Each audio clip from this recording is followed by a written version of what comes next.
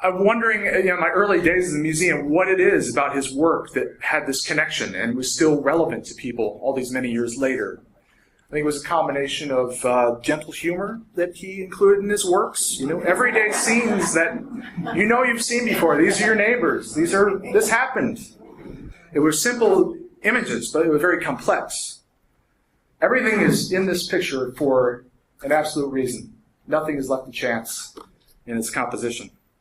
Shelton's Barbershop, this is actually owned by the Barbershop Museum, and it's almost like you could leap right through that window pane into this scene.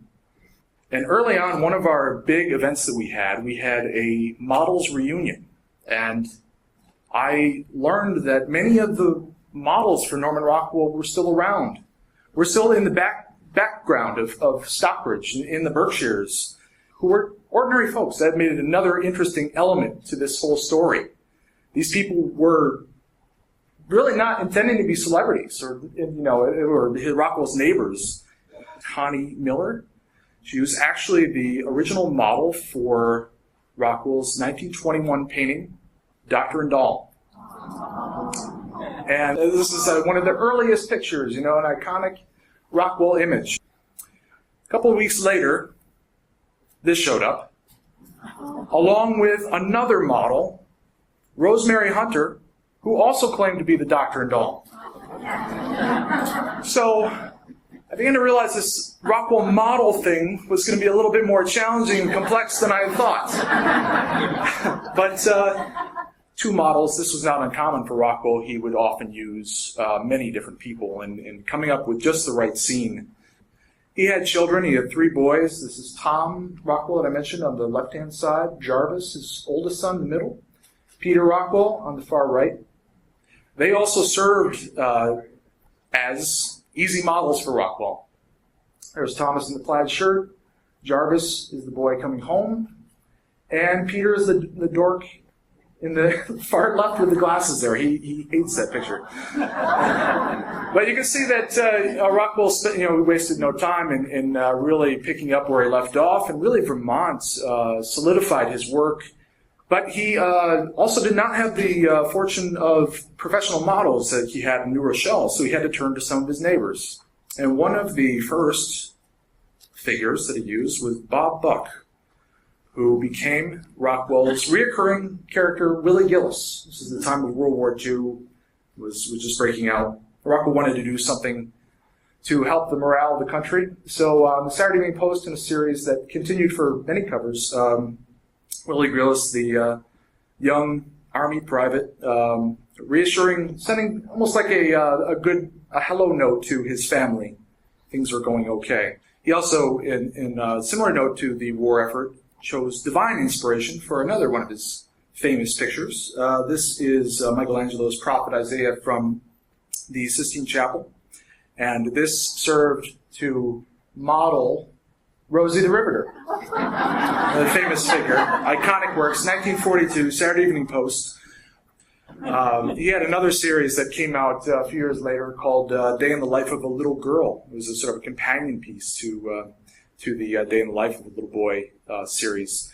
And this particular painting actually featured one of Rockwell's favorite models, a girl by the name of Mary Whalen. She was, I think Rockwell loved her in particular because she just had these great facial expressions. This is another picture that Rockwell did around the same time, an iconic work, Breaking Home Ties. This Rockwell drew upon his own experience around this time in the early 50s. His own boys were leaving the nest. They were off to college. So Rockwell painted this. You may have heard a news story in recent years where it had sold for $15 million. One of the most expensive Rockwell works to go on the auction block. And the other interesting story about this picture is it was a few years back found behind a wall in Vermont, the original. It was a house that was about to be sort of torn down. The runaway. He did this in the late 50s. And there's a big debate in the Berkshires. Where did this take place? What was the actual diner where this happened? And the truth is that there was actually composite, like Rockwell did with his photographs of different models. He had different composites of diners that he used to create the scene. The young boy, Ed Locke, actually, was was used a couple times as well. This is another famous picture that he was in. He became the butt of many jokes for this shot. It was called Before the Shot. The gentleman pictured here is Dr. Campbell. He was the hometown doctor in Stockbridge, and there's another picture that Doc Campbell appeared in, and the model here, Ken Ingram, his family actually appeared in many pictures for Rockwell over the years. The one guy that Rockwell returned to again and again for his work was this little boy, Scotty. And this is a picture of the Discovery. He was chosen for that. He had a certain look about him, I guess, that Rockwell liked. I guess maybe the expressions again. Scotty is another example. He's a model who's sort of taken on this. He's embraced the celebrity of being a Rockwell model through all these years. You can even find his website, Norman Rockwell Club.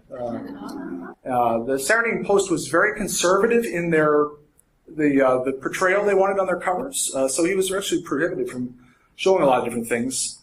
The late 60s, though, you couldn't deny that the culture was changing. There was a new movement, the youth movement, in the air. So I find this period is interesting. A lot of his work there's a more contemporary feel and sort of a little bit fun and flirty. Rockwell was often criticized for portraying sort of a white America in his pictures.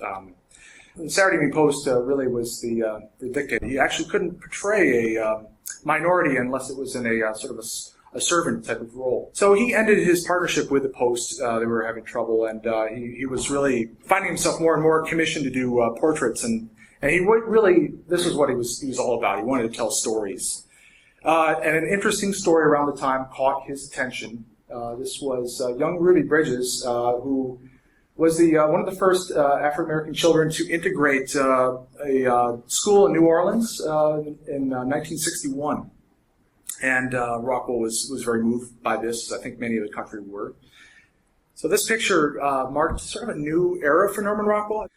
President Barack Obama had requested from the museum to borrow the painting. It's currently on view outside the Oval Office. I hope you all have a chance to see it. And she had a chance to really meet personally, so that was a real wonderful moment for the museum and for Ruby and for Norman Rockwell.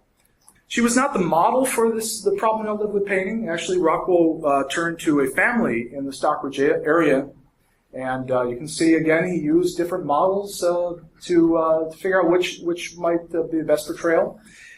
So this painting here, New Kids in the Neighborhood, another important work, Rockwell, symbolizes the civil rights movement. The space race. It was interesting. Rockwell actually covered everything from Charles Lindbergh's cross-Atlantic flight to man's first steps on the moon.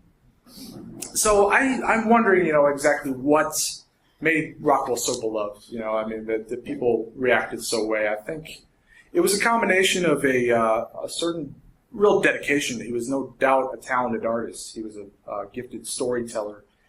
But he also was very observant. He caught everyday details, the things that you and I may miss, that we don't realize we're taking for granted, but they're really quite wonderful.